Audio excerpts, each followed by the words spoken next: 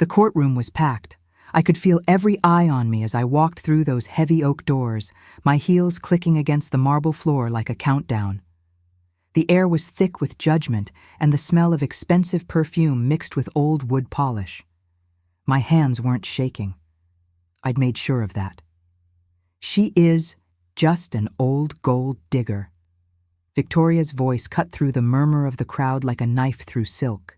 My stepdaughter stood there in her designer black suit, probably Armani, knowing her taste for spending money she didn't have, her face twisted into what I suppose she thought looked like grief. She manipulated my vulnerable father. She has no right to his empire. The cameras were everywhere. This wasn't just a family dispute anymore. Victoria had made sure this was a full media circus. The headlines had been brutal for weeks. Trophy wife steals dying man's fortune. Elderly billionaire's deathbed manipulation exposed. They'd painted me as some kind of predatory monster who'd seduced a sick old man for his billions. I kept walking, steady, calm. I'd learned a long time ago never to show emotion in a courtroom, and this courtroom was no different than the hundreds I'd studied, taught about, or observed during my 30 years at Harvard Law School. Though nobody here knew that part yet. That's when I saw him, Daniel Morrison. The prosecutor Victoria had hired, the most feared litigator in America, according to every news outlet covering this spectacle. The man who'd destroyed CEOs, toppled corporate empires, made seasoned criminals weep on the witness stand. He was standing at the prosecution table, shuffling through his papers with that trademark confidence I remembered so well, preparing to annihilate me. Then he looked up. I watched his face change in real time. The tan color drained from his skin like someone had pulled a plug. His mouth fell open. That expensive Italian leather briefcase he was holding, the one I'd watched him admire in a catalog during one of our mentoring sessions years ago, slipped from his fingers and hit the floor with a thunderous crash that silenced the entire courtroom. "Professor Harrison?" His voice was barely a whisper, but in that silent room, everyone heard it. "Professor? It's really you? I can't believe it." And then Daniel Morrison, the man who'd made senators tremble, bowed. Actually bowed. Victoria's carefully maintained composure shattered like glass. She grabbed his arm, her perfectly manicured nails digging into his expensive suit. "Daniel, what are you doing? That's the defendant. We paid you to destroy her, not bow to her." I almost smiled. Almost. Because that right there, that one sentence spoken in front of cameras and reporters and a packed courtroom, was the first nail in her coffin. And she'd hammered it in herself. Have you ever watched someone make the biggest mistake of their life in real time?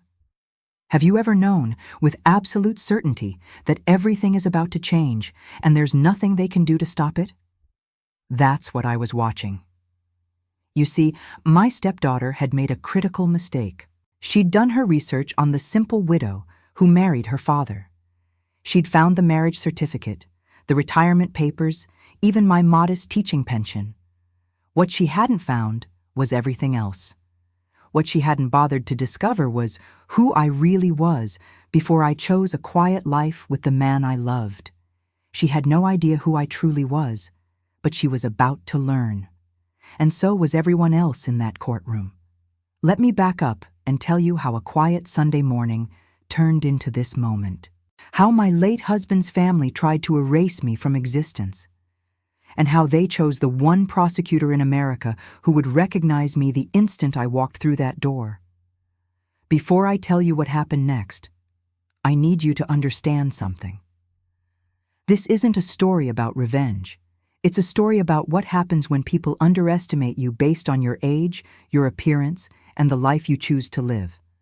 So let me take you back to where this really began. My story really begins 5 years ago, at the Metropolitan Museum Charity Gala in New York City. I was 62 years old, freshly retired from Harvard Law School, and if I'm being completely honest with you, I was bored out of my mind. I'd spent 30 years teaching corporate law to some of the brightest legal minds in the country. I'd shaped future Supreme Court justices, Fortune 500 general counsels, and federal prosecutors who went on to make history. My textbook on corporate governance was required reading in law schools across America. But then I'd retired, and suddenly I was supposed to be content with book clubs and gardening and afternoon tea with other retired professors. Don't get me wrong, I'd earned my retirement. I'd worked 70-hour weeks for 3 decades. But my brain was restless. I needed challenges, puzzles, problems to solve. Without them, I felt like I was slowly fading away. That's the night I met Richard Harrison. He was 68, silver-haired, with these bright blue eyes that actually listened when you talked, instead of just waiting for their turn to speak. We ended up in a corner of the gallery discussing pharmaceutical patent law. Not exactly romantic dinner conversation, but for me, it was better than roses and champagne. He knew I was retired faculty. I mentioned I'd taught at Harvard. He assumed I meant literature or art history, maybe political science. I didn't correct him. Looking back now, I realize that was the beginning of my quiet life. The life where I was just Eleanor, not Professor Harrison, not Dr. Whitmore. Just a woman having an intelligent conversation with an interesting man. We married 8 months later. It was a small ceremony, just close friends. I wore a simple cream dress, not white, seemed ridiculous at our age. Richard held my hand during the entire ceremony and whispered, "I can't believe I get to spend the rest of my life with someone who actually understands what I'm talking about." His family was there. Barely. Victoria showed up 45 minutes late, left early, and spent the entire reception on her phone conducting what she called urgent business calls. She was 33 then, already married to Marcus, already living beyond their means in that Boston penthouse they couldn't afford. She gave me a brief hug that felt like embracing a mannequin and said, "Welcome to the family, Eleanor," in a tone that clearly communicated the opposite. Marcus didn't even pretend to be interested. He spent the whole time networking with Richard's business associates, collecting business cards like they were currency, which I suppose to him they were. Patricia, Richard's younger sister, was worse. She gave me a cheek kiss that could have frozen vodka and pulled Richard aside for a 20-minute private conversation that I later learned was her asking if he was really sure about this woman. Richard warned me that night, lying in bed in our hotel room, his voice sad in the darkness. "They're going to be difficult, Eleanor. They think I'm just an ATM machine with a heartbeat. Victoria hasn't called me Dad in 15 years unless she needs money." I took his hand. "Richard, I didn't marry you for your money. I have my own pension, my own savings, my own life. I married you because for the first time in decades, someone makes me feel like myself." And I meant it. Every word. We had 5 beautiful years together. Richard taught me to sail. I was terrible at it, but I loved being out on the water with him. I taught him to appreciate opera, though he kept falling asleep during the second act. We traveled to Greece, Japan, New Zealand. We had Sunday morning crosswords in bed and Wednesday night movies on the couch. We were genuinely, completely happy.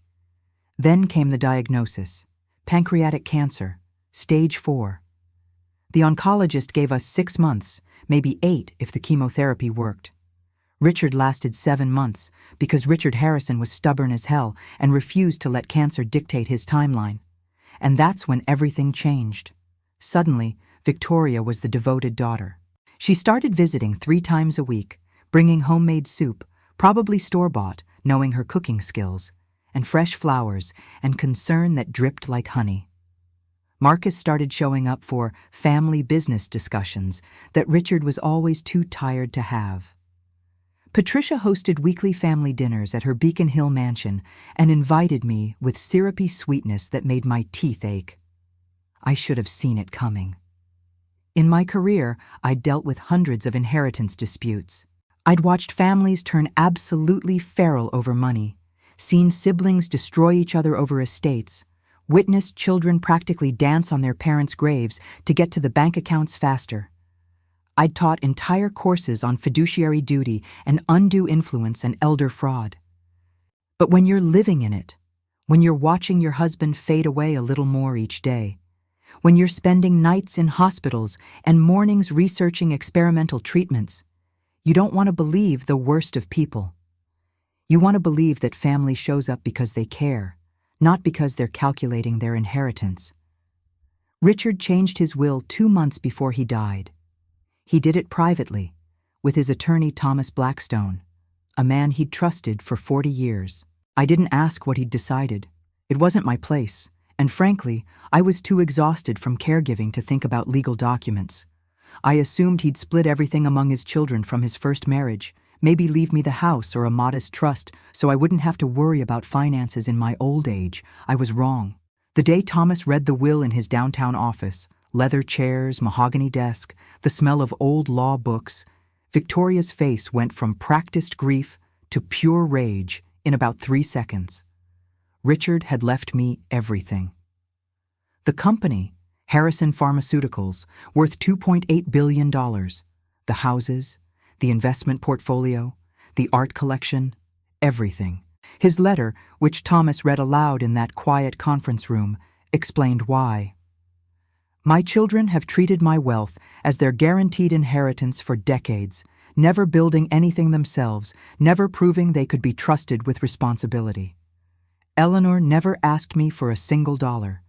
She loved me when I was just Richard, not Richard Harrison, billionaire CEO. She deserves to decide what happens to my legacy, because she's the only one who ever cared about the man, not the money. Victoria screamed. Actually screamed, a sound I didn't know a human throat could make. She called me things I won't repeat here, words that made Thomas flinch and reach for his phone to call security. Marcus had to physically restrain her, his hands on her shoulders while she thrashed and spat accusations. You manipulated him. You're a predator. He was vulnerable and sick, and you took advantage. Patricia stood up slowly, her chair scraping against the floor with deliberate menace. She pointed at me with a shaking finger, her face white with fury. You manipulated him. You're nothing but a gold-digging whore who saw an opportunity. We will destroy you, Eleanor. We will take everything from you and leave you with nothing. I should have hired a lawyer right then. I should have prepared for war. But I was grieving. I was exhausted. I'd just lost the man I loved, and now his family was treating me like a criminal. Part of me thought, I'm 67 years old. Let them try. I've dealt with tougher opponents than entitled rich kids. The first lawsuit came within 2 weeks. Undue influence, mental incapacity, fraud, elder abuse. Legal terms I'd taught for 30 years, now being weaponized against me. The headlines started immediately. Victoria had hired a PR firm, a good one. Suddenly, I was everywhere. The evil stepmother from every fairy tale. Love or money? The Boston Globe asked over our wedding photo. Trophy wife inherits billions. While grieving children get nothing, screamed the New York Post. Social media detectives dug through my past, but they found nothing scandalous. Just a boring retired professor who'd taught law, published a few textbooks, lived quietly, which was exactly what Victoria wanted them to find. The innocent, unsophisticated widow who'd gotten lucky. That's when the strange incident started. First, small things. Papers would be missing from Richard's study, financial documents, old correspondence. I thought I'd misplaced them in my grief fog. Then I started noticing Victoria's phone calls. During her concerned check-ins to see how I was coping, she'd excuse herself and speak in hushed, urgent tones in the hallway. When I walked past once to use the bathroom, I heard her say, "No, she doesn't suspect anything. She's completely clueless." One afternoon, Marcus cornered me in the kitchen and started asking questions about Richard's company structure. "Just trying to understand Dad's business," he'd said with that snake oil smile. "You know, in case you need help managing things." But the questions were too specific, too technical, like someone had coached him on exactly what to ask. Patricia showed up with a lawyer. "Just to help you organize the estate paperwork, dear. It must be so overwhelming for you." The lawyer tried to get me to sign documents simplifying the probate process. I refused, and Patricia's smile never quite reached her eyes after that. Then came the family dinner, 3 days after Richard's funeral. Patricia hosted at her mansion, and suddenly there were 20 relatives I'd never met, all watching me with cold, calculating eyes like I was a specimen under glass. I excused myself to use the bathroom. The downstairs one was occupied, so I went upstairs to Victoria's old bedroom. Her purse was on the bed, open, and sticking out was a document with Richard's law firm letterhead. My hands were shaking as I pulled it out. It was a codicil to Richard's will, dated 2 weeks before his death, revoking all provisions to me and reinstating his children as primary beneficiaries. Richard's signature was at the bottom, but I'd been married to Richard for 5 years. I'd watched him sign thousands of documents, insurance forms, medication authorizations, business contracts. I knew his signature like I knew the lines of his face. This wasn't his signature. Oh, it was close. Someone had done their homework. But the R was too round, the pressure was uneven, and the loop in the Harrison closed differently than Richard's natural flourish. This was a forgery. I stood there in Victoria's bedroom, holding proof of fraud, and felt 30 years of legal training snap back into focus like a lens coming into clarity. They thought I was helpless. They thought I was just a widow who'd gotten lucky and wouldn't know how to fight back. They had no idea what they'd just started. I took a photo of the forged document with my phone, my hand steadier than I expected. Then I carefully placed it back in Victoria's purse exactly as I'd found it, went back downstairs, and smiled through the rest of that excruciating dinner. I accepted their false condolences. I let them pat my hand and tell me how overwhelming everything must be. I nodded when Patricia suggested I might want to simplify my life by selling the company. But inside, I was already building my case. The next morning, I did something I hadn't done in 5 years. I put on my reading glasses, made a pot of strong coffee, the real stuff, not the decaf Richard's doctor had insisted on, and opened my laptop to the legal research databases I'd maintained even in retirement. If they wanted to play legal warfare, they'd picked the wrong opponent. First, I needed to understand exactly what I was dealing with. The lawsuit Victoria had filed claimed 4 things: that Richard lacked mental capacity when he changed his will, that I'd isolated him from his family, that I'd manipulated him through fraud and undue influence, and that the will should be invalidated in favor of his previous will, leaving everything to his children. On paper, it looked devastating. They had sworn declarations from family members describing how I'd controlled Richard's final months. Medical records showing his cancer treatments and medication schedules, implying cognitive impairment. Testimony from 3 nurses claiming I'd restricted visitors and monitored all of Richard's communications. It was all carefully constructed, professional. Too professional for Victoria and Marcus to have assembled alone. I started with the nurses. According to the declarations, Richard had 3 during his final months: Karen Mitchell, Denise Porter, and Michael Chen. All supposedly from Brighton Home Care Agency. I called the agency, keeping my voice elderly and confused. Hello? Yes, I'm so impressed with the wonderful care you provided my late husband, Richard Harrison. I'd love to hire the same team for my sister, who's quite ill. The receptionist sounded genuinely confused. Harrison, let me check our records.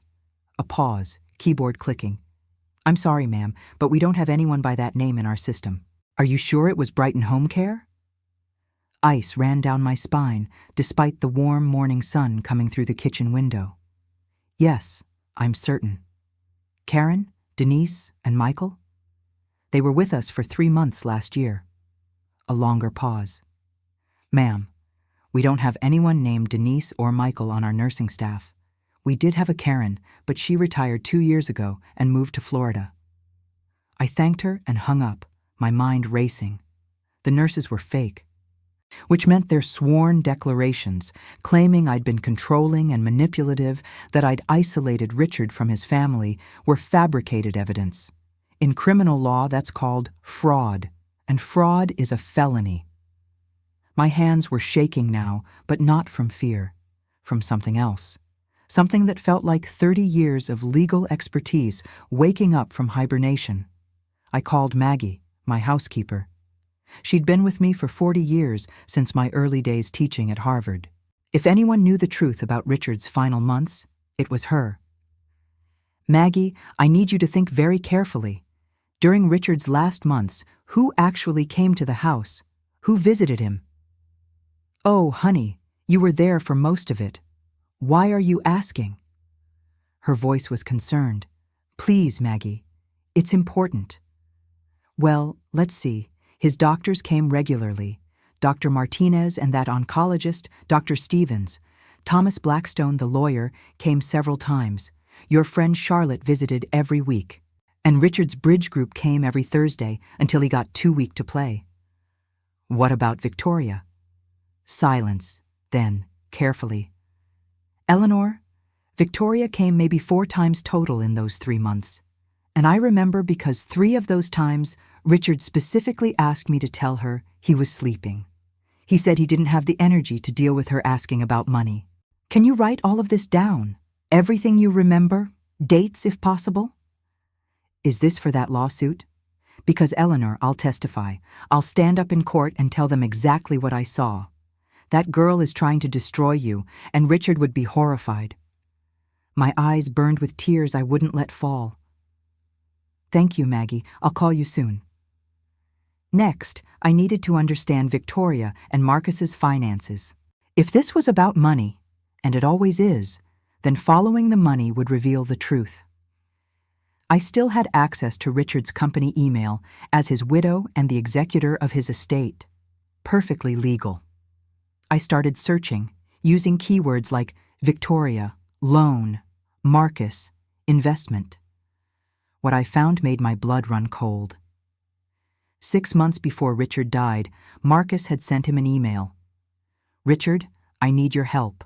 The consulting business is expanding rapidly, and we need capital injection. $2 million would secure 3 major contracts. Consider it an investment in your son-in-law's future. Richard's response was brief and firm. Marcus, this is the 4th time you've asked for money in 2 years. The answer is still no.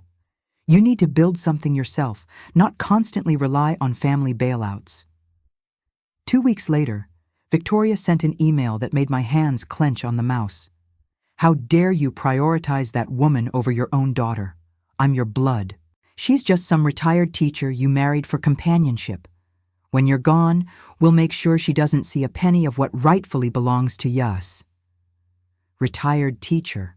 They'd investigated me, but clearly not well enough. I kept digging through Richard's personal files, my coffee growing cold beside me. In a folder labeled Victoria Concerns, I found bank statements Richard had somehow acquired. Victoria and Marcus were spending $40,000 a month on credit cards. Their Boston penthouse mortgage was 3 months behind. There was documentation of a failed business venture that had lost $800,000 of investor money. They weren't just greedy, they were drowning in debt. But the most damning evidence was in a subfolder labeled Investigation Report. Richard had hired a private investigator named Sarah Reeves the year before he died. Her report was thorough, professional, and absolutely devastating. Subject: Victoria Harrison Blackwell and Marcus Drummond. Investigation period: January-June 2024. Finding: subjects have engaged in 3 previous attempts to gain conservatorship over elderly individuals, claiming mental incapacity. First case, 2021, settled out of court for undisclosed sum. Second case, 2022, settled out of court after family agreed to revised will, giving subjects significant inheritance. Third case, 2023, resulted in investigation of subject Marcus Drummond for elder fraud by Massachusetts State Police. Charges ultimately dropped due to insufficient evidence and victims' reluctance to testify. I had to read it twice to fully process what I was seeing. This wasn't personal. This wasn't even really about me. Victoria and Marcus were predators. This was what they did.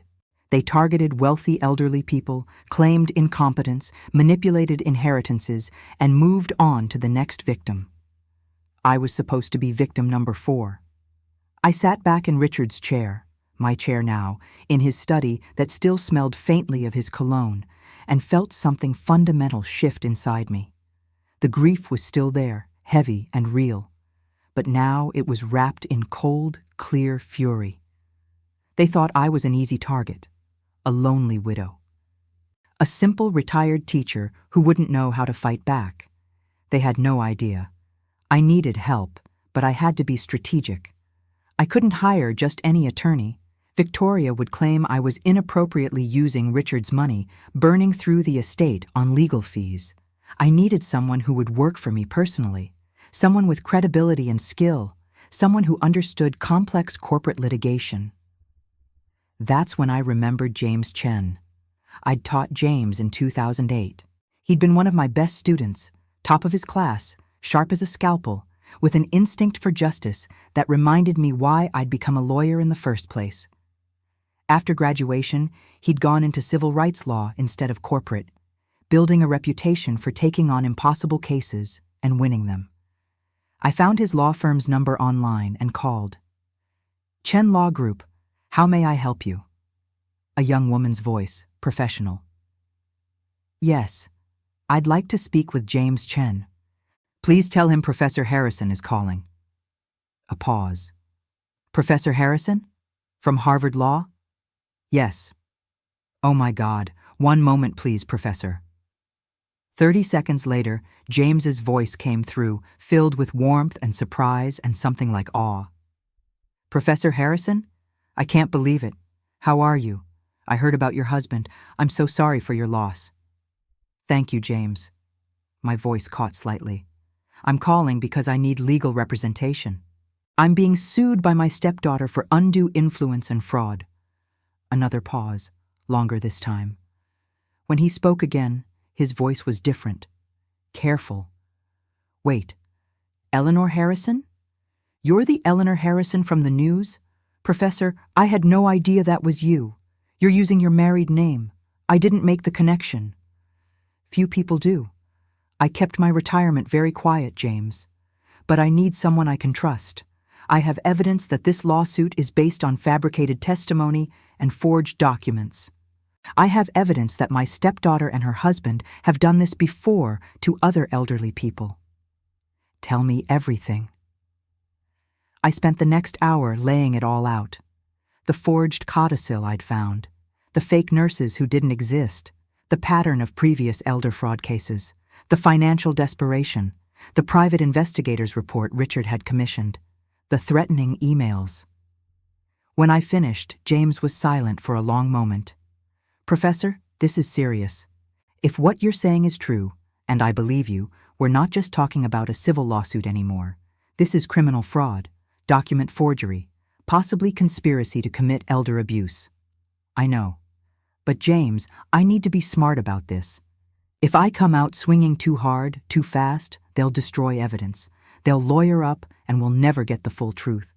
I need to let them think they're winning while I gather more proof, then bring everything down on them at once." He laughed, a sound filled with admiration and maybe a little fear. "Professor, I'd forgotten how terrifying you are when you're strategizing. Yes, absolutely, yes, I'm in. Let's destroy them."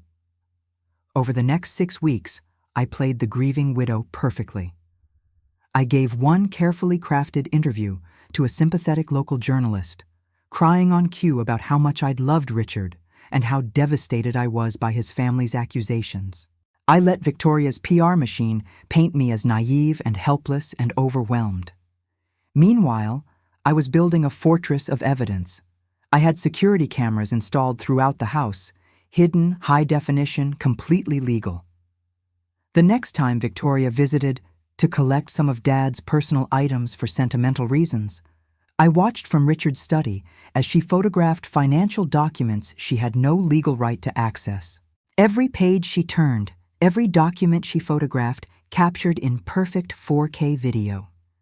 I recorded a conversation where Patricia tried to pressure me into settling. She'd invited me to lunch at her country club, all concerned smiles and gentle suggestions over Caesar salads neither of us touched.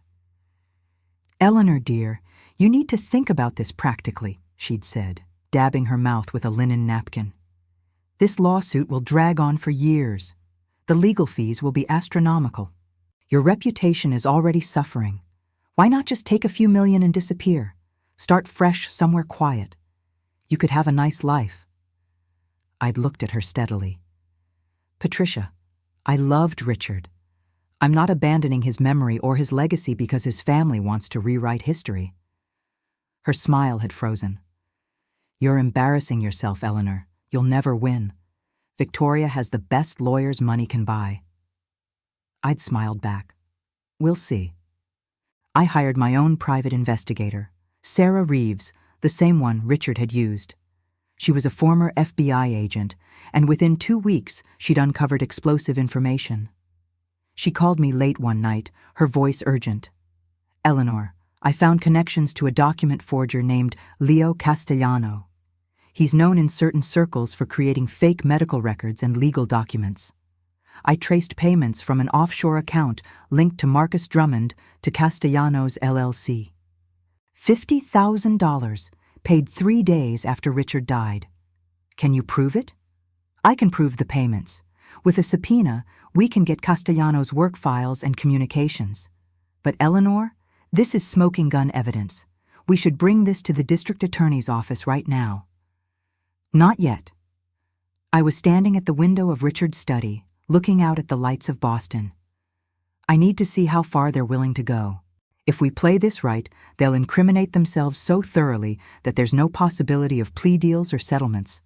They'll pay for what they've done to Richard's memory and what they tried to do to me."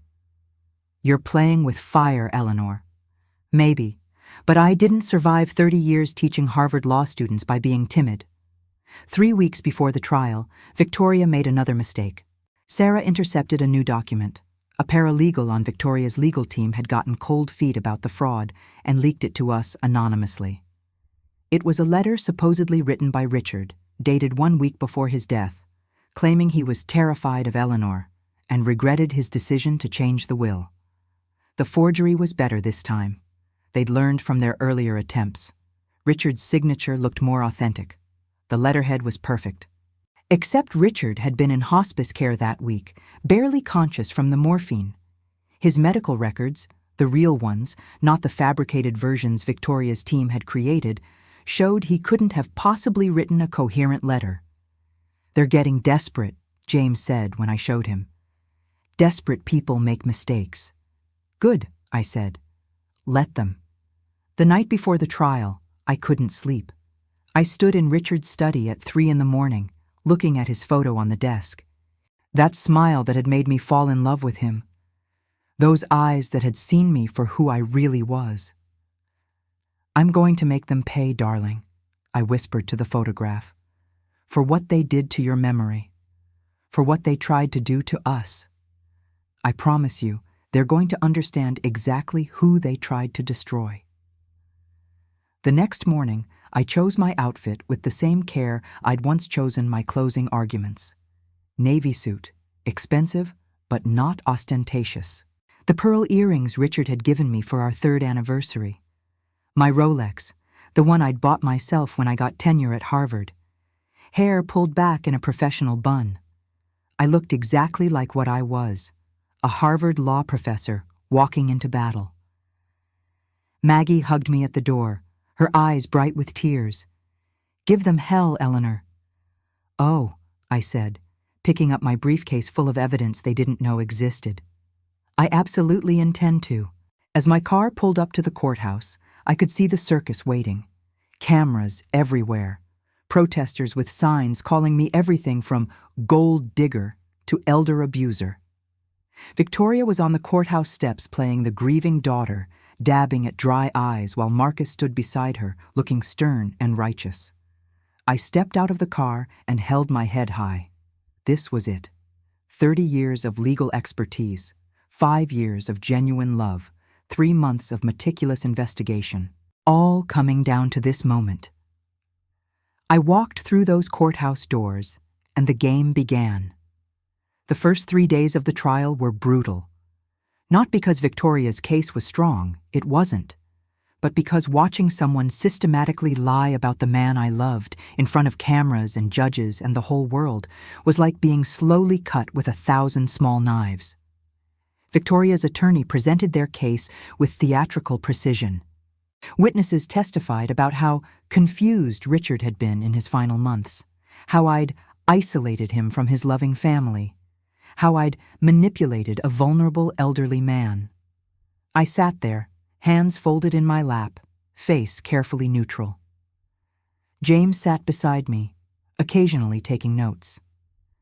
We'd agreed on the strategy: let them commit fully to their lies, let them build a house of cards so elaborate that when we knocked it down, the collapse would be absolute. But God, it was hard to sit there and listen. On day 2, they brought in a medical expert, Dr. Gerald Hutchinson, a gerontologist who'd never met Richard but had reviewed his medical records. He testified that Richard's cancer medication would have caused significant cognitive impairment. "In my professional opinion," Dr. Hutchinson said, his voice grave and authoritative, "Mr. Harrison would not have had the mental capacity to make sound financial decisions in his final months. The combination of pain medication, chemotherapy, and the stress of terminal illness would have made him highly susceptible to manipulation." I watched the jury. Several were nodding. One older woman looked at me with something like disgust. James leaned over and whispered, "They're committing perjury. We have Richard's real medical records. His oncologist will testify he was completely lucid until his final week." "I know," I whispered back. "Let them dig deeper." Victoria took the stand on day 3. She wore a simple black dress, designer of course, but styled to look modest. She cried on cue, her voice breaking as she talked about her beloved father. "He called me 2 weeks before he died," she said, dabbing her eyes with a tissue. "He said he was scared. He said Eleanor was controlling everything, his medication, his visitors, his phone calls. He said he'd made a terrible mistake with the will, but she wouldn't let him change it. It was a beautiful performance. If I hadn't known it was completely fabricated, I might have believed her myself." "Ms. Harrison Blackwell," her attorney said gently, "did your father express any specific concerns about his new wife?" "Yes." Victoria's voice dropped to almost a whisper. The courtroom leaned in. "He said she wasn't who she claimed to be. He said he'd made inquiries and found out she'd exaggerated her background. He felt betrayed." I felt James tense beside me. That was new. They were improvising, adding details we hadn't seen in their initial filings. "Did he say anything else?" "He said," Victoria's voice broke again, "he said he was afraid of her, that she'd threatened him, that if he tried to change the will back, she'd make sure he suffered." The courtroom erupted in murmurs. Judge Thornton gavelled for order. I didn't move, didn't react, just sat there with my hands folded, watching Victoria sell her performance. Because I knew something she didn't. Something James and I had discovered just 3 days ago. Victoria had been on a cruise to the Caribbean during the time she claimed Richard had called her 2 weeks before he died. We had the cruise ship manifesto. We had her Instagram posts geotagged from St. Thomas. We had credit card receipts from restaurants in Grand Cayman. She'd just committed perjury in a way we could prove absolutely. That night, back at the house, James and I reviewed everything we had. The evidence was spread across the dining room table like a battlefield map. "They're falling apart," James said, pointing to Victoria's testimony transcript. "These new claims about Richard being afraid of you, that's desperation. They're trying to make the story more dramatic because they can sense the jury isn't fully convinced." "Good." I picked up a photo from the table. It was from the security camera footage, Victoria in Richard's study, photographing financial documents. "What about Daniel Morrison? Has he said anything?" "He's staying out of it. Smart man. He withdrew from the case, cited conflict of interest, and has been cooperating with our investigation."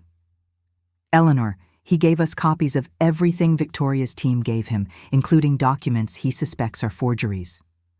"What about the forger, Leo Castellano?"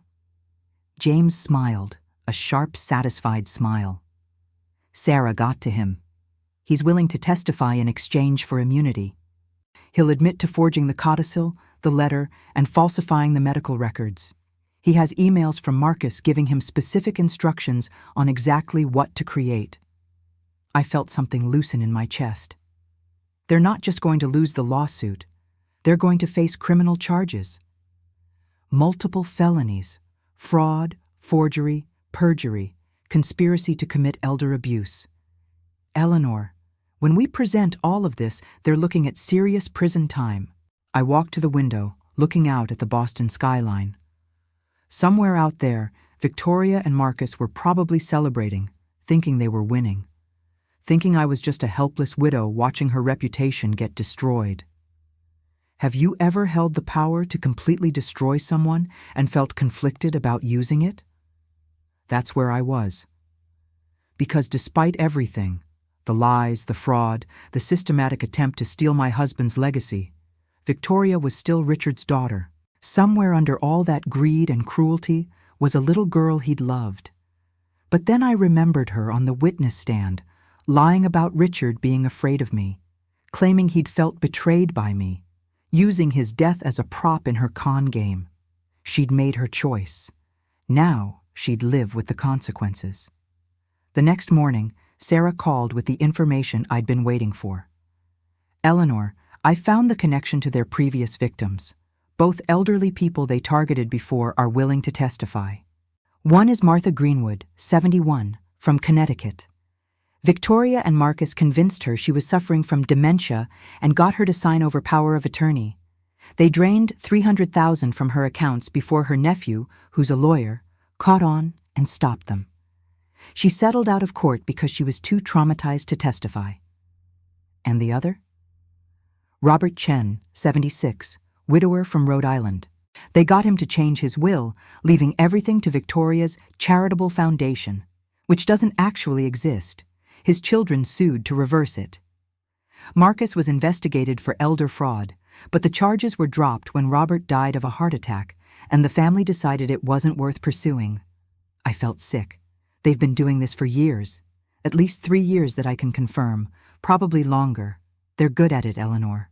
They target isolated elderly people, usually recent widows or widowers, and they work fast. Richard was different. He had money and resources to fight back. He hired me to investigate them before he died. That's why they moved so aggressively with the lawsuit after he passed. They knew he'd been onto them. Can you get Martha and Robert's family to testify? Already done. Martha's nephew is a prosecutor in Connecticut. He's been wanting another shot at Victoria and Marcus for 2 years. He's willing to present evidence of their pattern of elder fraud. And Robert's daughter has documents showing the forged will and the fake charity foundation. This wasn't just about me anymore. This was about stopping predators who'd been victimizing elderly people for years. That afternoon, something happened that changed everything. I was in Richard's study. I still called it his, even though it was mine now, when Maggie came in, her face troubled. Eleanor, there's a woman at the door. Says her name is Patricia, says she needs to talk to you. Alone. Patricia, Richard's sister, the one who'd promised to destroy me. Show her in.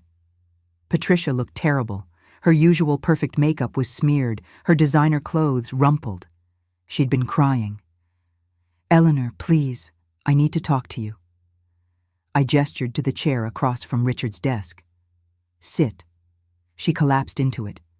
They lied to me, Victoria and Marcus. They told me you'd manipulated Richard, that you'd forged his signature on the will. They showed me documents, medical records. I believed them. But Eleanor, I started asking questions and her voice broke. They threatened me. Marcus said if I didn't testify for them, they'd make sure I lost everything too. I studied her carefully. This could be another trick, another manipulation. Why should I believe you? Because I have this. She pulled out her phone with shaking hands and played a recording. It was Victoria and Marcus talking in Patricia's kitchen 2 weeks ago. Their voices were clear. Patricia's getting cold feet, Marcus said. We need to keep her in line. How? Victoria's voice, sharp and impatient. Remind her that we have evidence of her tax fraud from 2019, the offshore accounts. If she doesn't testify, we send everything to the IRS. But that would destroy her. Exactly. That's the point. We destroy anyone who doesn't help us destroy Eleanor. The recording ended. Patricia was crying silently. They've been blackmailing me, Eleanor, for months. And I just realized if they're lying about you, they're probably lying about everything else. I'm so sorry. I'm so sorry. I sat back in Richard's chair, processing this. Patricia was a witness who could testify about Victoria and Marcus's tactics, their lies, their blackmail. She could corroborate the pattern of manipulation. What do you want from me, Patricia? I want to make this right. I want to testify for you. I want to tell the truth about what they've been doing. And Eleanor. She looked up, her eyes red and desperate. I want you to forgive me for believing them. Forgiveness. Such a complicated word. I'll think about it, I said. But Patricia, if you testify, you'll have to tell everything, including the blackmail, including whatever they have on you. Are you prepared for that? She nodded. I'm prepared to face the consequences of my mistakes. I just can't let them keep destroying people. After she left, I called James. We have Patricia, I said. She's flipping. She has recordings of Victoria and Marcus discussing blackmail and their plans to destroy me. James let out a low whistle. Eleanor, this is it. This is everything we need. We have the forger ready to testify. We have the previous victims. We have Daniel Morrison's cooperation. We have your evidence of the fake nurses and forged documents. And now we have Patricia's testimony about their tactics. They're finished. When do we present? Monday. We let them finish their case, then we systematically dismantle every single lie they've told. That weekend felt like the longest of my life. I kept thinking about Richard, wishing he could be here to see this. Wishing he could know that I'd fought for his legacy, for his memory, for the truth about who we'd been together. Saturday night, I did something I hadn't done since he died. I opened a bottle of the expensive Bordeaux he'd been saving for a special occasion. I poured a glass and raised it to his photograph. This is for you, my love, I said softly, for believing in me, for seeing who I really was, for leaving me the strength to fight this battle. Sunday, I went to church, something I hadn't done in months. I sat in the back pew and prayed, not for vengeance, not even for victory. I prayed for the strength to see this through with dignity, to honor Richard's memory by being the woman he'd believed I was. Monday morning, I woke up at dawn, put on my most severe suit, the one I used to wear when teaching my hardest corporate law seminar, the one that made students sit up straighter when I walked into the classroom. James picked me up at 8. Ready for this? I looked at him, this brilliant young man I'd taught 15 years ago, now my champion in the biggest fight of my life. James, I've been ready for 30 years. Let's finish this. As we drove to the courthouse, my phone buzzed. A text from an unknown number. Back out now and we'll drop the suit. Keep fighting and we'll destroy you in ways you can't imagine. I showed it to James. That's witness intimidation, he said. Criminal offense. Forward it to me. It's just more evidence. I smiled. They really have no idea who they're threatening, do they? No, James said, pulling into the courthouse parking lot. They really don't. I stepped out of the car and looked up at the courthouse where my husband's legacy, my reputation, and justice itself hung in the balance. But I wasn't afraid anymore, because I had the truth. I had the evidence. And I had 3 decades of legal expertise that Victoria and Marcus hadn't bothered to discover. They thought they were predators. They thought I was prey. They were about to learn how very wrong they'd been. Monday morning, Judge Thornton called the court to order. Victoria's attorney stood up, confident and smug. Your Honor, the plaintiff rests. They thought they'd won. I could see it in Victoria's face, that satisfied smile, like she'd already spent the money. Marcus leaned back in his chair, arms crossed, looking at me with open contempt. James stood up. "Your Honor, the defense would like to call our first witness." "Proceed." "The defense calls Dr. Robert Martinez." Victoria's face went confused. She leaned over to her attorney, whispering furiously. They hadn't prepared for this. They didn't know who Dr. Martinez was. But I did. He was Richard's primary oncologist, the man who'd actually treated him, unlike their fake expert who'd never met my husband. Dr. Martinez took the stand, gray-haired and distinguished. James walked him through his credentials: 30 years in oncology, professor at Harvard Medical School, published researcher. "Dr. Martinez, you treated Richard Harrison during his final illness, correct?" "Yes, for 7 months." "Can you describe his mental state during that time?" "Certainly. Richard was completely lucid and mentally sharp until approximately his final week of life. Despite the pain and physical decline, his cognitive function remained excellent. He was reading financial reports, conducting business calls, making jokes with the nursing staff. There was absolutely no indication of diminished mental capacity." James pulled out a document. "Your Honor, I'd like to enter into evidence Richard Harrison's actual medical records from Dr. Martinez's office, showing cognitive assessments performed monthly during his treatment, all showing normal cognitive function." Victoria's attorney shot to his feet. "Objection! We already have medical records in evidence." "Yes," James said calmly. "You have fabricated medical records. These are the real ones." The courtroom erupted. Judge Thornton slammed her gavel. "Order! Counsel, approach." I watched Victoria's face go from smug to panicked in real time. She grabbed her attorney's sleeve, pulling him down to whisper frantically. He shook his head, looking bewildered. At the bench, I couldn't hear what was being said, but I could see Judge Thornton's face darkening. She looked at the documents James had presented, then at Victoria's attorney, then back at the documents.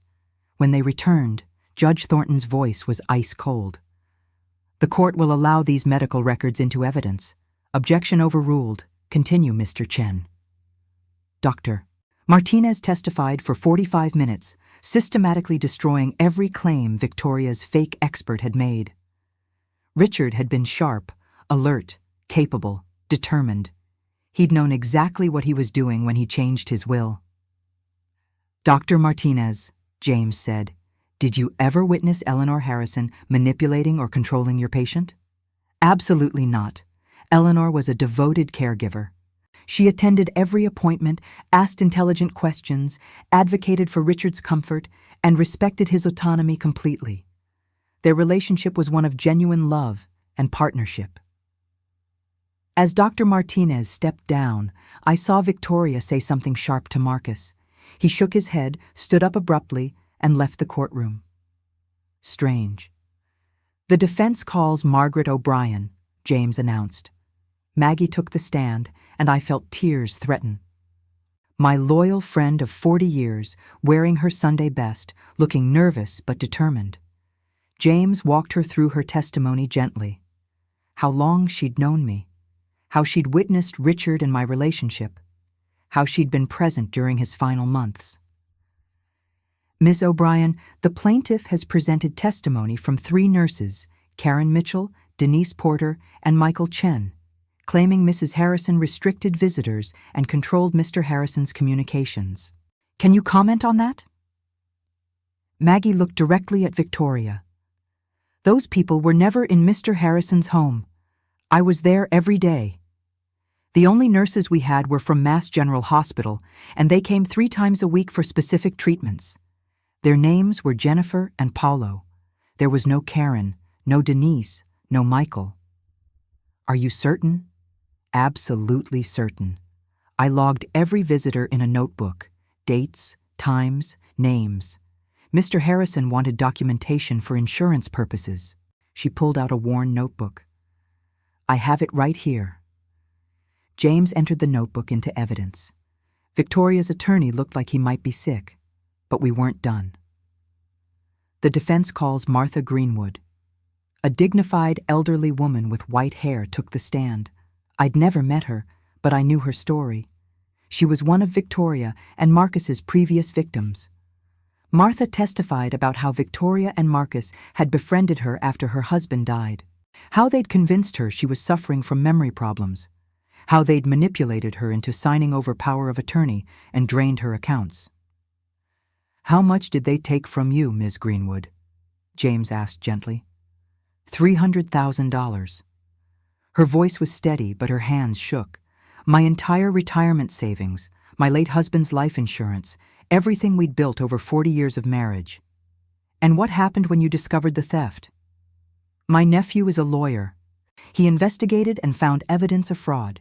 But Victoria and Marcus's attorney contacted us and said if we pursued criminal charges, they'd drag it through courts for years and bankrupt us with legal fees. We were exhausted, traumatized. So we settled out of court and signed a non-disclosure agreement." She looked at the jury. "But I'm not bound by that agreement anymore. Not when I heard they were doing the same thing to someone else." The jury was riveted. One woman was crying silently. Victoria stood up.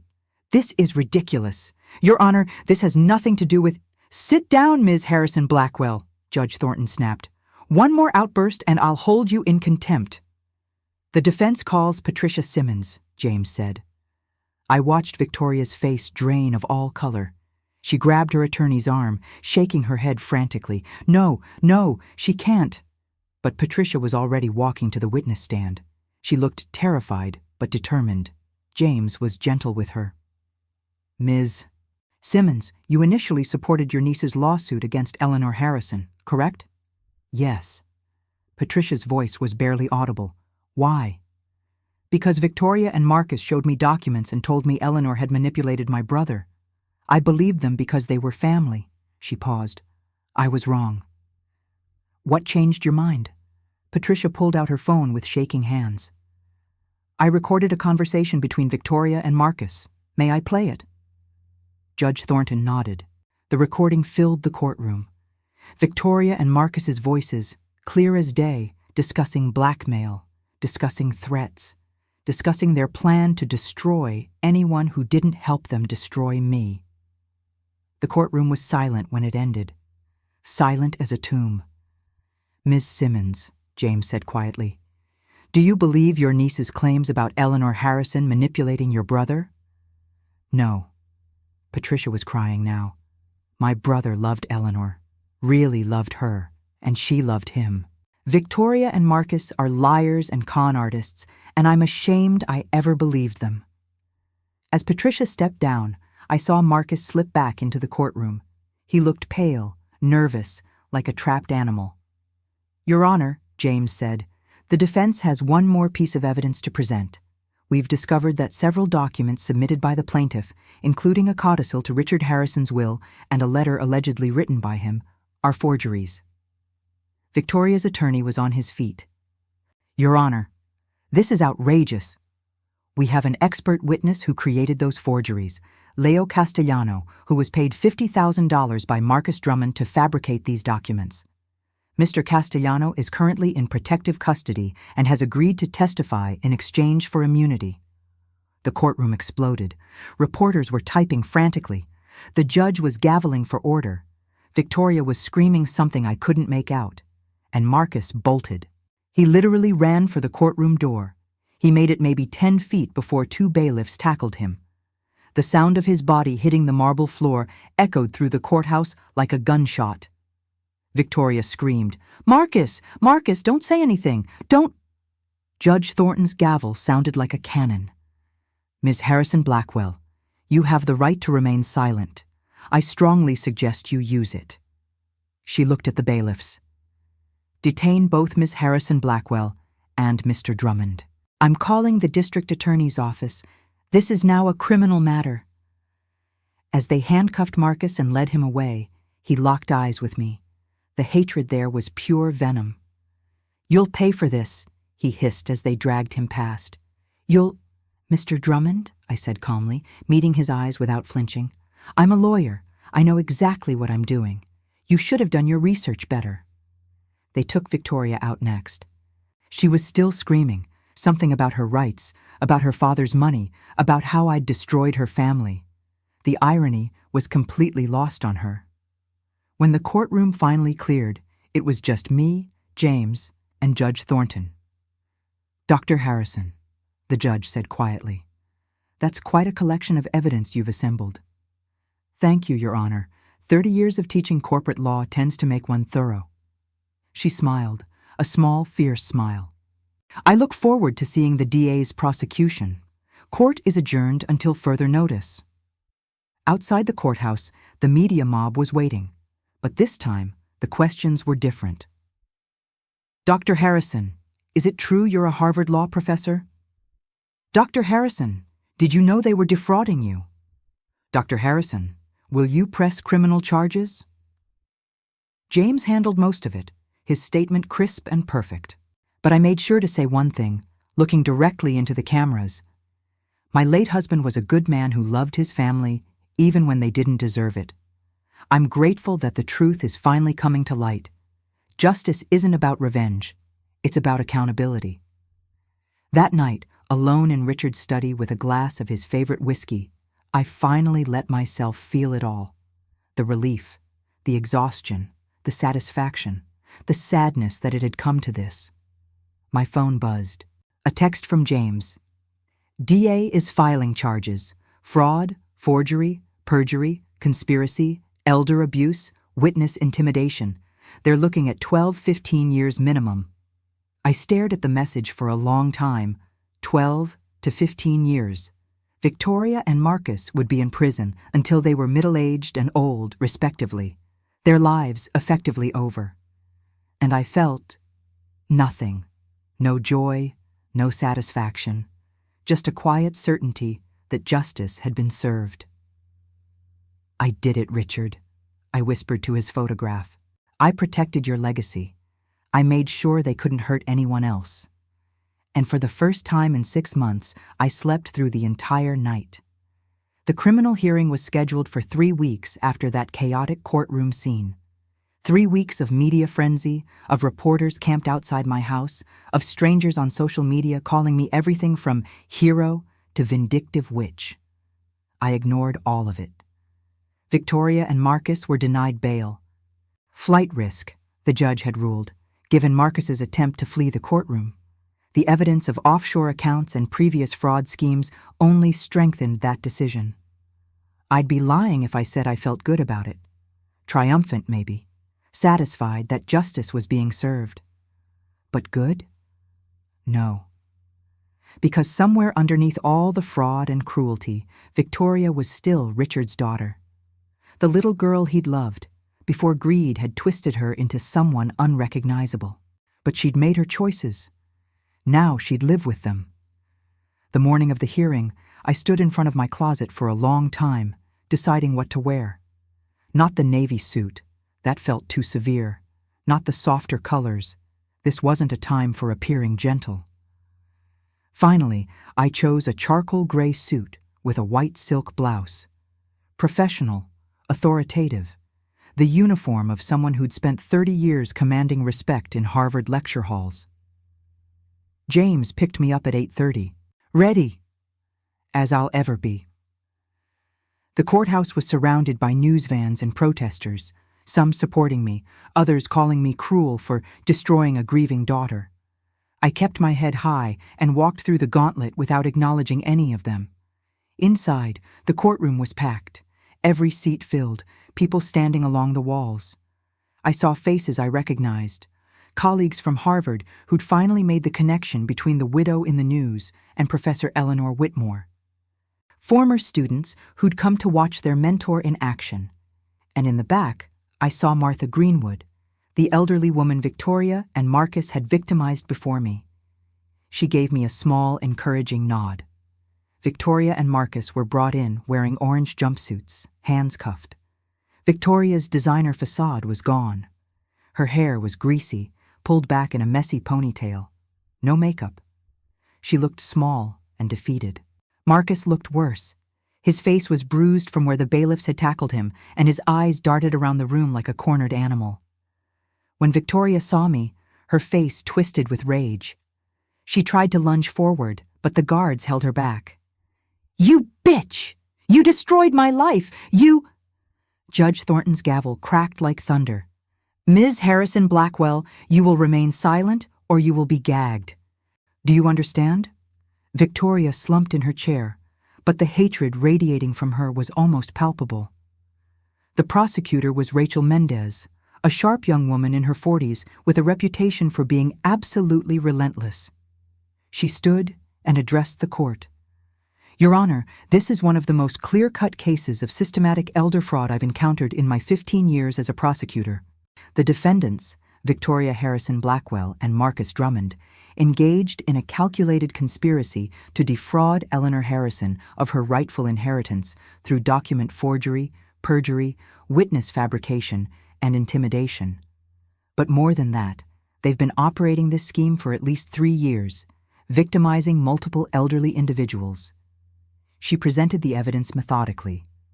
The forged codicil, the fake nurses who didn't exist, the fabricated medical records, the payments to Leo Castellano, the document forger, who was testifying today in exchange for immunity.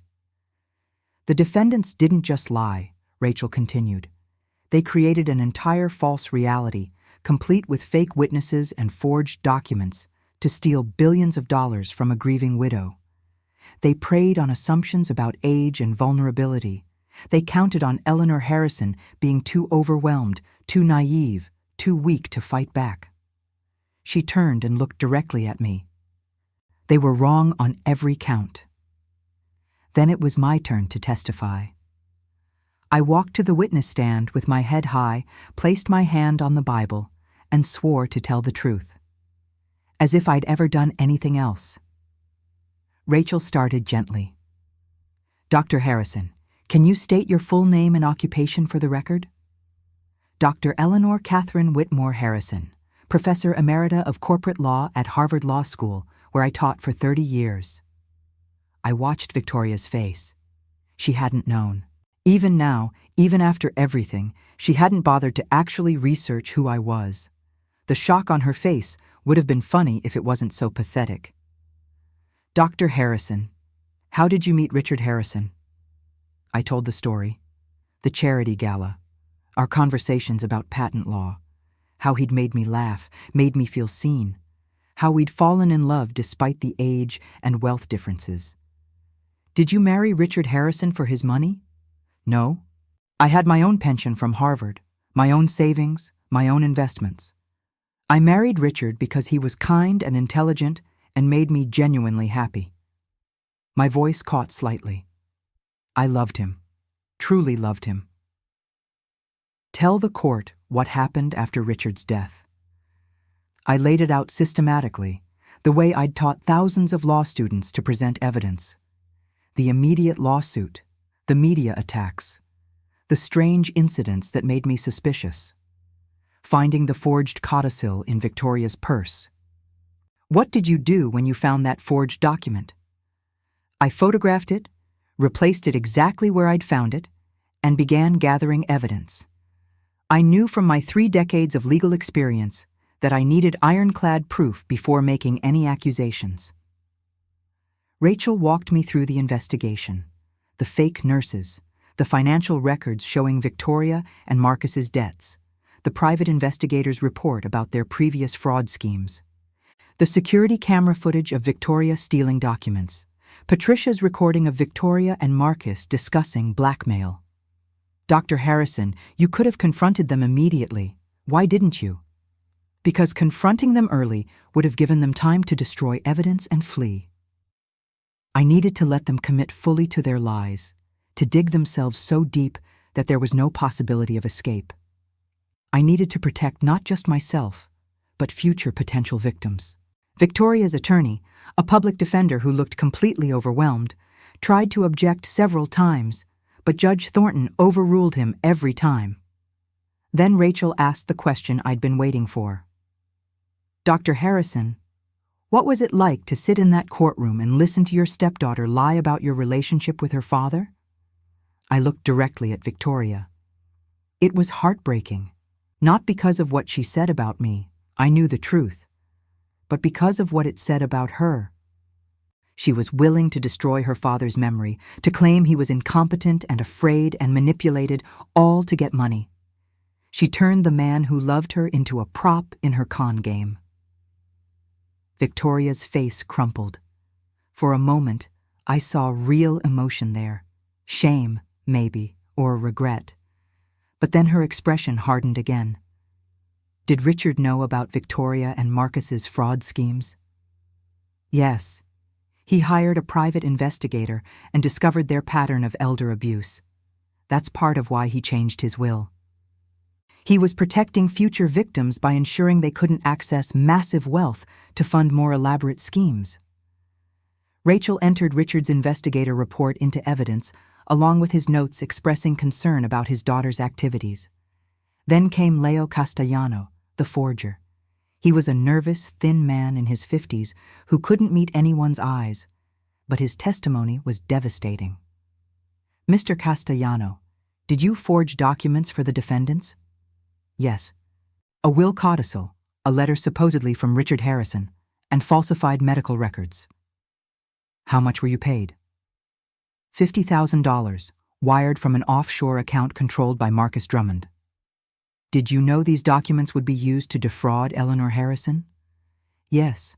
Marcus was explicit about what they needed and why. He said the old lady would never know the difference.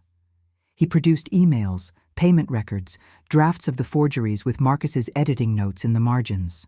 Every word was another nail in their coffin. When it was Victoria's attorney's turn to present a defense, he had almost nothing. He tried to paint Victoria as a grieving daughter who'd been misled by Marcus. He tried to suggest I'd manipulated the evidence. He tried to claim the forgeries were Marcus's idea alone and Victoria was an innocent victim. But then Rachel called Victoria to the stand. Victoria's attorney advised against it, but Victoria insisted. I think part of her still believed she could charm her way out, could sell another performance. She was wrong. Rachel destroyed her methodically. Every lie Victoria had told, Rachel countered with evidence. The phone call from Richard 2 weeks before his death? Victoria was on a cruise ship in the Caribbean. Here are the receipts. Richard being afraid of me? Here's his diary expressing how much he loved me isolating him from family.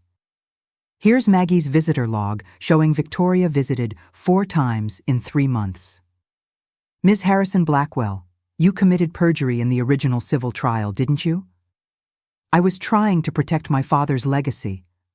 By lying under oath, by fabricating evidence, by forging your father's signature. I didn't forge anything. That was Marcus. But you knew about the forgeries. You used them in court. You presented them as genuine documents. Victoria's face went red, then white. I thought they were real. You thought your father's signature on a document dated when he was barely conscious was real? You, who'd seen your father's signature thousands of times? Victoria had no answer. Rachel pulled out the cruise ship records, the Instagram posts, the credit card statements. You've lied repeatedly, Ms. Harrison Blackwell. To the court, to the media, and I suspect, to yourself. You've convinced yourself you deserved your father's money, that Eleanor Harrison stole what was rightfully yours. But the truth is, your father left his estate to someone who loved him, not someone who saw him as an ATM machine. Victoria started crying. He was my father. That money should have been mine. Why? Because you're his biological daughter? You visited him 4 times during his final illness. Eleanor Harrison was there every single day. She held his hand through chemotherapy. She sat with him during the worst nights. She loved him. What did you do besides wait for him to die? Victoria had no answer. She just sat there crying, mascara running down her face. When Judge Thornton asked if she had anything to say before sentencing, Victoria looked at me. I'm sorry, she whispered. I'm sorry I wasn't better. I'm sorry I let greed destroy me. I'm sorry I hurt my father's memory. I didn't respond.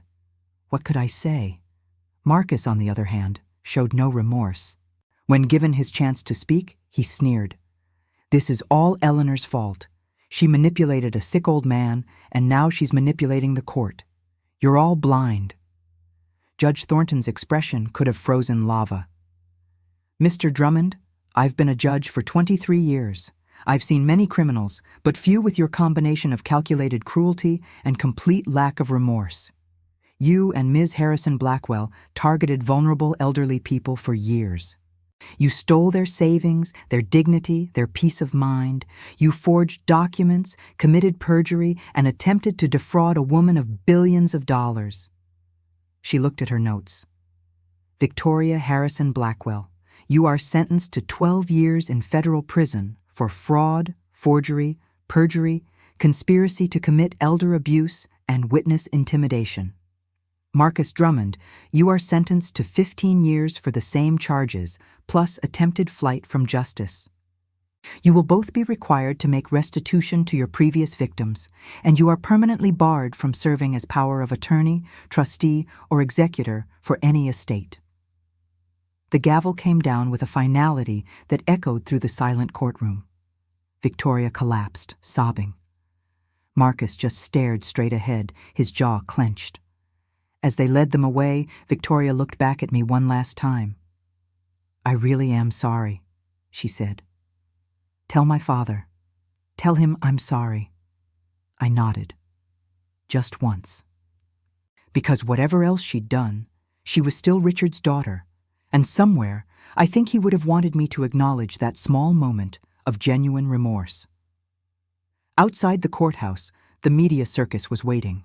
James gave a statement about justice being served, about protecting elderly victims, about holding con artists accountable.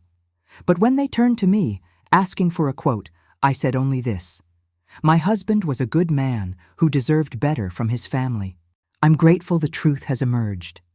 Now I'd like to mourn him in peace and honor his memory by ensuring his wealth helps people instead of hurting them." That night, I sat in Richard's study, truly my study now, with a glass of wine and his photograph. "It's done, my love," I said softly. "Justice is served. Your legacy is protected." And I kept my promise. I didn't let them destroy what we built together. For the first time since his death, I felt something like peace settling over me. Not happiness, exactly. The grief was still there, would probably always be there. But underneath it, something solid, something certain. I had fought for Richard's memory. I had protected vulnerable people from predators. I had used every skill I'd learned in 30 years of teaching law to ensure justice was served. And I'd shown the world that age doesn't mean helpless, retirement doesn't mean powerless, and quiet people can be the most dangerous opponents when pushed too far. Victoria and Marcus had underestimated me based on my age, my apparent simplicity, my grief. It was the biggest mistake they ever made.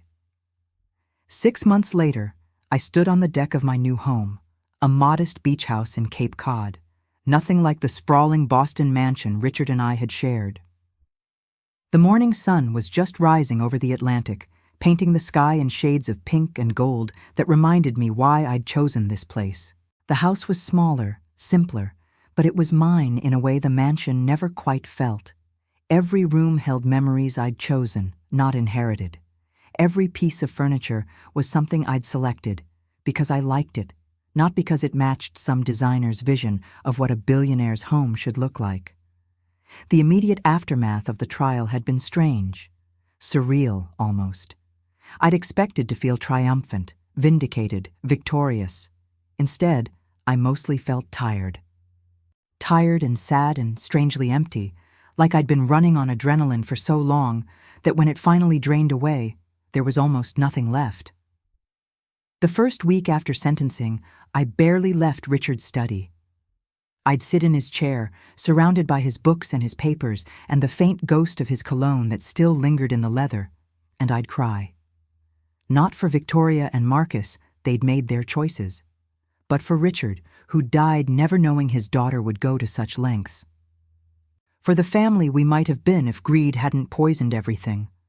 For the 5 years of happiness that felt simultaneously like a lifetime and like barely a moment, Maggie found me there one afternoon, tissues scattered around me like fallen leaves, Richard's photo clutched in my hands. "Eleanor, honey, you can't keep doing this to yourself," she'd said gently, sitting beside me. "You won that fight. You protected Richard's memory. Now you need to actually live." She was right, of course. She usually was. The legal outcomes were decisive. Victoria got 12 years, Marcus got 15. They'd appealed, naturally, but James assured me the convictions were solid. The evidence was overwhelming. They'd both be middle-aged before they saw freedom again. More importantly, they were ordered to pay restitution to their previous victims. Martha Greenwood got her $300,000 back plus damages.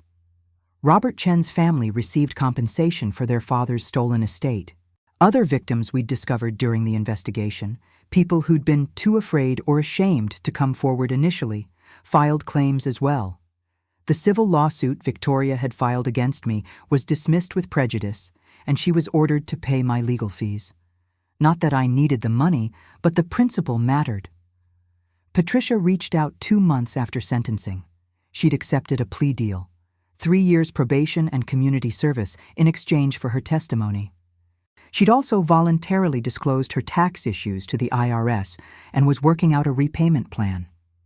We met for coffee, awkward and tentative. "I don't expect forgiveness," she'd said, hands wrapped around her cup like she needed the warmth. "But I wanted you to know I'm trying to be better, to be the person Richard believed I could be." I'd nodded. "That's all any of us can do, Patricia. Try to be better than we were." We weren't friends, probably never would be, but there was something like understanding between us. She'd been manipulated too, in her own way. And she'd found the courage to do the right thing in the end. The real healing began when I decided what to do with Richard's fortune. I established the Richard Harrison Legal Clinic for Elder Rights, free legal representation for elderly people facing fraud, abuse, or exploitation. I hired James Chen as director. He was perfect for it, still young enough to be hungry for justice, but experienced enough to know how to fight smart. We staffed it with retired attorneys who wanted to give back and young lawyers who needed to learn what justice actually means. The clinic opened 3 months after the trial. Our first case was an 80-year-old man whose nephew was trying to declare him incompetent to seize his home. We won. The second was a widow whose children were stealing her Social Security checks. We won that too. Helping those people, seeing their faces when they realized someone was actually fighting for them, that's when I started to feel like myself again. I also created a scholarship at Harvard Law, the Eleanor Harrison Fund for students committed to elder justice. Full tuition, plus a stipend, for students who wanted to focus on protecting vulnerable populations. The first recipient was a brilliant young woman whose grandmother had been victimized by a predatory reverse mortgage scheme. She reminded me of myself at that age, fierce and determined and absolutely certain that law should be about protecting people, not just moving money around. And I accepted an invitation to return to Harvard as a visiting professor, teaching 1 seminar per semester, corporate fraud and elder abuse. My first lecture back had standing room only. Students who'd heard about the case, young lawyers who wanted to learn, journalists covering the story, former students who wanted to see the professor who'd become her own case study. I stood at that podium, looking at all those eager young faces, and felt something I hadn't felt in years.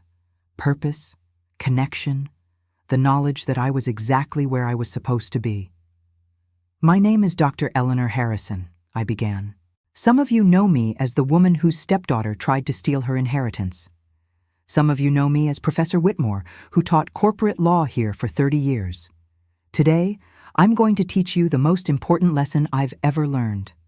Never, ever underestimate someone based on their age, their appearance, or what you think you know about them." I told them about Richard, about Victoria and Marcus, about how they'd assumed age meant helpless, grief meant confused, quiet meant weak. "In this class," I continued, "you'll learn about elder fraud, how to identify it, prosecute it, defend against it, but more importantly, you'll learn empathy. You'll learn that the elderly client sitting across from you who seems vulnerable might actually be the strongest person in the room. And you'll learn that justice isn't about winning, it's about protecting people who can't always protect themselves. After class, a young woman approached me. She was maybe 24, nervous, clutching a folder. "Dr. Harrison? I'm Maya. My grandmother just died, and my uncle is claiming she was senile when she left her house to me. He's hired a lawyer and filed a competency challenge. I don't know what to do, and I can't afford an attorney." I smiled. "Maya, come to my office hours tomorrow. Bring all the documentation you have. We'll figure this out together. And if you need legal representation, I know a clinic that would be very interested in your case." The relief on her face reminded me why I'd fought so hard. Not for revenge, not even really for myself, but to ensure that people like Maya, like Martha, like Richard, had someone in their corner when predators came calling. Where are you watching from today? Have you ever been underestimated because of your age or your appearance or assumptions people made about you? I want you to know something. You're stronger than they think, smarter than they assume, more capable than they imagine. I'm 67 years old now, and I'm stronger than I've ever been. Not because of what Victoria and Marcus did to me, but because of what I did for myself. I chose to fight. I chose to use every skill I'd learned in 30 years of legal practice. I chose to protect not just myself, but everyone else they might have hurt. And you know what? Some mornings, I still wake up sad. I still miss Richard with an ache that feels physical. I still have days where I wonder if I was too harsh, if I should have shown more mercy, if destroying Victoria's life makes me as bad as she was. But then I remember Martha Greenwood, who lost everything to these predators. I remember the other victims who came forward after the trial, grateful that someone had finally stopped Victoria and Marcus. I remember Maya and all the other students learning to fight for vulnerable people. And I know I did the right thing. If you've been betrayed by family, you're not alone. If you've been taken advantage of because someone thought you were too old, too trusting, too weak to fight back, you're not alone, and you don't have to accept it. There are resources out there. Legal clinics like the one I established, elder advocacy groups, adult protective services, lawyers who will fight for you. But more than that, there's you. Your strength, your intelligence, your refusal to be anyone's victim. Age is just a number. Grief doesn't equal weakness, and quiet, dignified people can be the most dangerous opponents when you push them too far. I learned that lesson teaching law for 30 years. Victoria and Marcus learned it the hard way. Don't ever let anyone make you feel powerless because of how old you are, how you look, or what they assume about you. You're stronger than they know. Trust me on that. If this story resonated with you, I'd love to hear about it in the comments. Have you faced something similar? How did you fight back? Your story might inspire someone else who needs to hear it. And please, if you found this helpful, like and subscribe. You never know who might need to hear that they're not alone, that they can fight back, that justice is possible. Thank you for listening to my story.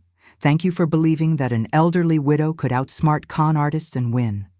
Because we can. Because we do. Because we're stronger than anyone imagines. My name is Dr. Eleanor Harrison, and I'm proof that you should never underestimate a quiet woman who knows exactly who she is.